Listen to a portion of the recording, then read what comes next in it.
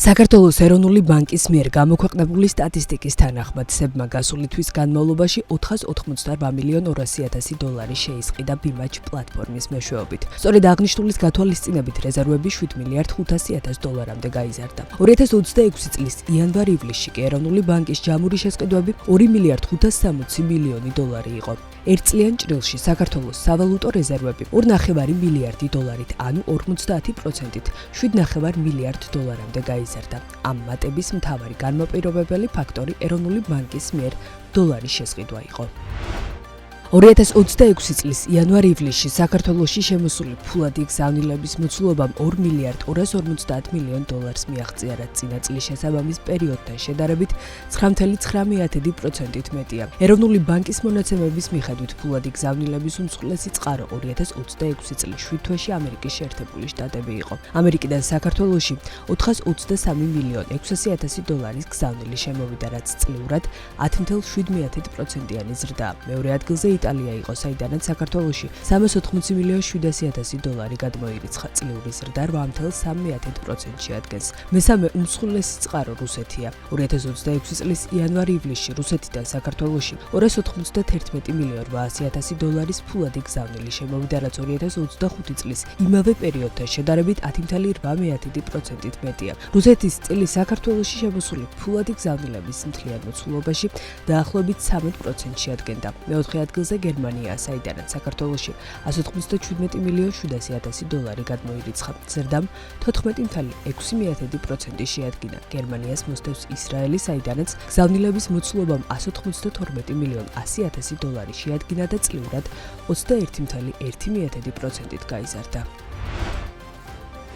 ტერაბანკის შეძენით სომხეთის ერთ-ერთი უმსხვილესი არჩინ ბანკი არის დაინტერესებული. აღნიშნული BMG-ის ეროვნული ბანკის პრეს-სამსახურში დაუდასტურეს. საქმე ისაა, რომ გუშინ თავდაპირველმა გაავრცელა ინფორმაცია, რომლის თანახმადაც სომეხი ბიზნესმენის კარენ საფარიანის ბიზნეს ჯგუფი Orange Group საქართველოში ტერაბანკისა და ასევე რუსთაველის გამზირზე მდებარე სასტუმრო ბილტმორის შესყიდვას გეგმავს. აღნიშნული აქტივები ამჟამად არაბეთის გაერთიანებული საემიროების სამეფო ოჯახის წევრი შეიხ მაბარაკ ალ-ნაჰაიანის საკუთრებაშია. BMG-მ ამ საკითხთან დაკავშირებით საქართველოს ეროვნულ ბანკს კითხვებით მიმართა, სადაც გვიპასუხეს. ტერაბანკით სომხეთის ერთ-ერთი უმსხვილესი არჩინ ბანკის დაინტერესების შესახებ ცნობილია საქართველოს ეროვნული ბანკისთვის, თუმცა ამ ეტაპზე კომპანიას ოფიციალურად მარეგულირებლისთვის არ მოუმართავს. შეგახსენებთ, რომ კომერციული ბანკების შესახებ კანონის თანახმად ბანკის მნიშვნელოვანი წილის გასხვისებისთვის აუცილებელია სების დახმობა. შესაბამისად, ეროვნული ბანკი თავისი მანდატიდან გამომდინარე შეისწავლის და მიიღებს გადაწყვეტილებას მოქმედი კანონმდებლობის შესაბამისად. ინფორმაციისთვის, არჩინ ბანკი სომხეთის უმსხვილესი და სისტემურად უმნიშვნელოვანესი უნივერსალური ბანკია, რომელსაც 2025 წლის მდგომარეობით ბაზრის 20.6%-იანი წილი უკავია. ეს პოზიცია არჩინ ბანკს სომხეთის ნომერ პირველ ბანკად აქცევს აქტივების, დეპოზიტების, კაპიტალის, საცალო დეპოზიტების, წმინდა მოგებისა და ფილიალების ქსელის მიხედვით.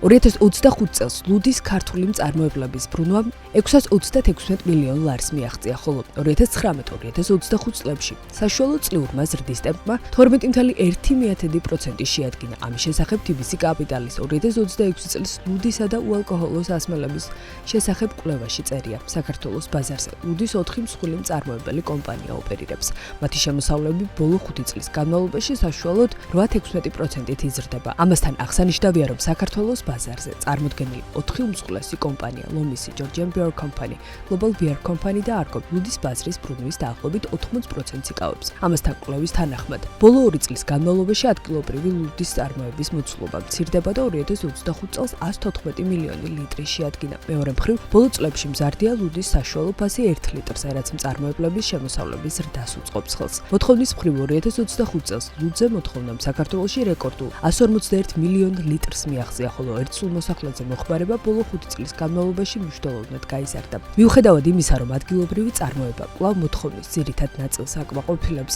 იმპორტირებული ლუდის წილი ეტაპობრივად იზრდება. TBC კაპიტალის 2026 წლის ლუდისა და უალკოჰოლო სასმელების შესახებ კვლევის თანახმად ლუდის იმპორტი მზარდია, ხოლო ექსპორტი მცირე და კლებადი ტენდენციით ხასიათდება. რაც შეეხება ლუდის საიმპორტო და საექსპორტო ფასს, საქართველოს 1 ლიტრი იმპორტირებულ ლუდში უფრო მეტ სიხდის, ვიდრე ექსპორტიდან შემოსავლის სახით იღებს. ცნობისთვის მოთხოვნის მხრივ 2025 წელს ლუდზე მოთხოვნამ საქართველოში რეკორდულ 151 მილიონ ლიტრს მიაღწია, ხოლო ერთ მოსახლეზე მოხმარება ბოლო 5 წლის განმავლობაში მნიშვნელოვნად არის გაზრდილი. 2026 წლის მეორე კვარტალში განხორციელებული ვიზიტებისას გაწეული საშუალო თვიური ხარჯების მოცულობა 7.2%-ით 300 მილიონ 700.000 ლარამდე გაიზარდა. საქსტატის მონაცემებით, ერთ ვიზიტზე გაწეული საშუალო ხარჯი გაიზარდა 6%-ით და 177 ლარს გაუტოლდა. მეორე კვარტალში საქართველოს ტერიტორიაზე 15 წლის და უფროსი ასაკის ადგილობრივი ვიზიტორების საშუალო თვიური რაოდენობა 1.365.000-ით განისაზღვრა, რომელთა მიერ ქვეყნის ტერიტორიაზე განხორციელებული ვიზიტების საშუალო თვურმა რაოდენობა 1.699.000 ერთეული შეადგინა. საქსტატის მიერ გამოქვეყნებული ადგილობრივი ტურიზმის სტატისტიკის მიხედვით, აღნიშნულ პერიოდში ვიზიტორების საშუალო თვიური რაოდენობა 0.1%-ით შემცირდა, ხოლო მათ მიერ განხორციელებული ვიზიტების რაოდენობა 1.1%-ით მეტია წინა წლის ანალოგიური პერიოდის მაჩვენებელზე. ამასთან, წელს მეორე კვარტალში საქართველოს რეზიდენტი ვიზიტორების მიერ საქართველოს ტერიტორიაზე განხორციელებული ტურისტული ტიპის ვიზიტების საშუალო თვიური რაოდენობა 683.400-ით განისაზღვრა, რაც 1.3%-ით ნაკლებია წინა წლის ანალოგიური პერიოდის მაჩვენებელზე. ამასთან, საანგარიშო პერიოდში ყველაზე მეტი ვიზიტი განხორციელდა იმერეთის რეგიონსა და თბილისში. თითოეულის შემთხვევაში ვიზიტების რაოდენობა 377.400 შეადგინა. ვიზიტების უმრავლესობა 52.6% მეგობრების ნათესავების მონახულების მიზნით განხორციელდა. ოფიციალური სტატისტიკიდან ირკვევა ისიც, რომ ამ პერიოდში საქართველოს მოქალაქეები მოგზაურობისას ყველაზე მეტს საყიდლებზე ხარჯავდნენ. ქუთაისის ტექნოლოგიურ ჰაბში სხვადასხვა სივრცეა წარმოდგენილი, მათ შორის საქართველოსთვის და ალბათ რეგიონისთვისაც უნიკალური ტექნოლოგიური სამეცნიერო მუზეუმი. აცხადებს ეკონომიკისა და მდგრადი განვითარების მინისტრის მოადგილე ირაკლი ნადარეიშვილი. ეკონომიკის სამინისტროს მიერ გავრცელებული ინფორმაციით, ნადარეიშვილმა თქვა, რომ ჰაბისადმი ინტერესი მაღალია.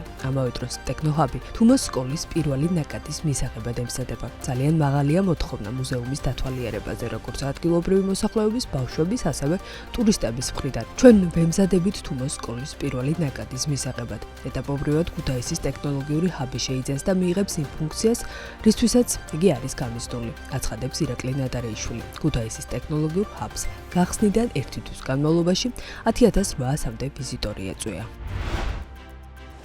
განათლების მინისტრის განცხადებით, ბანკების cashback პოლიტიკით საზოგადოება სკოლის ფორმებს ბევრად იაფად შეიძენს. ამის შესახებ მან სკოლის ფორმების გაყიდვების არხების შესახებ საუბრისას განაცხადა. მანვე აღნიშნა, რომ ფორმების ონლაინ არხით გაყიდვა საზოგადოებას შეძენის ხელმისაწვდომობას უზრდის. მისივე თქმით, პრემიერ-მინისტრის მხარდაჭერით სამთავრობო დადგენილებაში რამდენიმე ცვლილება შევიდა და ემატა უფასო ფორმის გადაცემის ჩამონათვალში კატეგორია, რაც ამბობს, რომ 65.001-დან 100.001 ქულამდე უკვე არის ოჯახი შეფასებული და ამ ოჯახს აქვს მრავალშვილიანი სტატუსი და ჰყავს პირველიდან მე-6 კლასის ჩათვლით მოსწავლე. ასეთი ოჯახის პირველიდან მე-6 კლასის მოსწავლეები მიიღებენ უფასოდ ბიჭის შემთხვევაში 1 პიჯაკს და 2 შარვალს, ხოლო გოგოს შემთხვევაში 1 პიჯაკს, 1 ქვედაკაბასა და 1 ჩარვალს, განაცხადა მან.